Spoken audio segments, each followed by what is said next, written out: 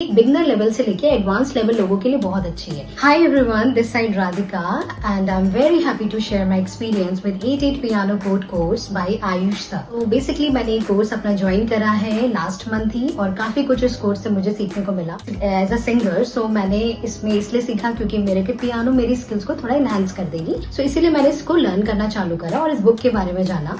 तो इस बुक में कुछ चीजें हैं जो बहुत ही अच्छे तरीके से दी है। पहला जो कि है कि बहुत ही बजट फ्रेंडली है। सेकेंड कि दैट आप इसे कहीं भी कैरी कर सकते हो। थर्ड ये है कि दैट ये बिगनर लेवल से लेके एडवांस लेवल लोगों के लिए बहुत अच्छी है कि स्टार्टिंग में आपको ये भी नहीं पता होगा ना कि कॉर्ड्स क्या है, आपके नोट्स कहाँ पे लग रहे हैं, कैसे क्या है, कौन से फिंगर कहाँ पे कैसे प्ले करना है आपको। सो ये सारी चीजें ना उन्होंने बहुत अच्छे से इजीली मेंशन करी है उस बुक में।